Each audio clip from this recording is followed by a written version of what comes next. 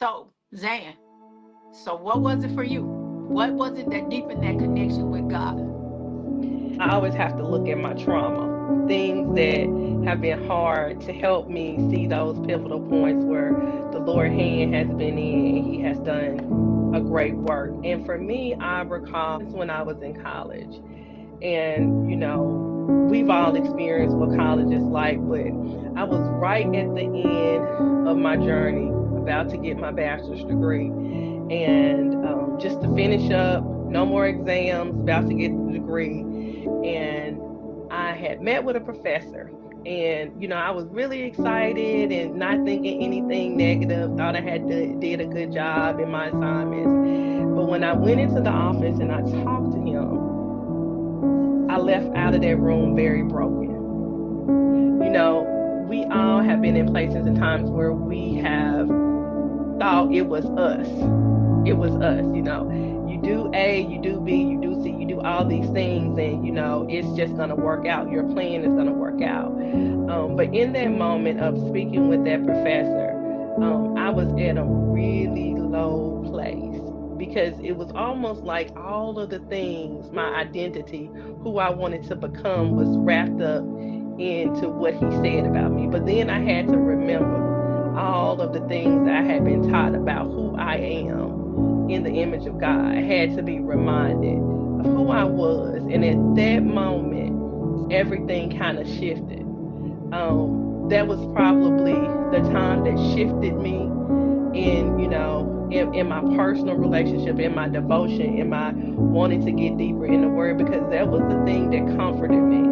When there are times when you feel so broken, you have to go to the word of God. So, for me, that was a time where the Lord really kind of worked with me one on one, and really understanding his word, understanding who I was called to be, not what I wanted to become. I wanted that degree. I wanted, this. I wanted to do that. But at that moment, when you are at a moment where everything that you have worked for, someone has told you something that was derogatory. So you Oh, have to lean into something that is greater. So for me, that was a pivotal moment. how did you explain the feeling of brokenness? What was that for you? It was like low. It is that thing that you don't see coming. That thing that Mm-hmm. sometimes you don't even have a response for, because you weren't prepared for it.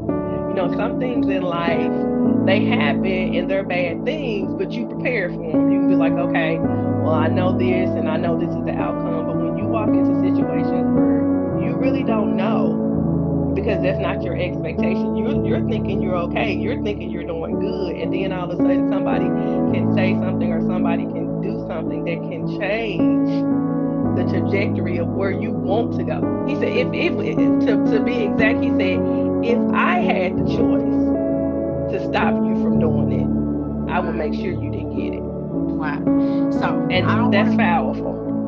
I don't want to miss this, because what kept you going, the grace of God in that situation, was because you grew up in church, because you had that relationship with God, because Mm-hmm. you knew who God was. This man who didn't really even know much about you, No. that haven't known you hardly any time at all, was not able to. He might have been able to weigh in, and it may have caused you to question some things, but he could not. I like what you said. He couldn't take your identity though, Mm-mm. because you knew who you were. Mm-mm. I knew where I was. It was the grace of God that kept you, and this person Mm-hmm. who don't know anything really about you couldn't take your identity away from you because of your connection to the one who gave you your identity. That's right. That's powerful. That's it. That's the grace of God.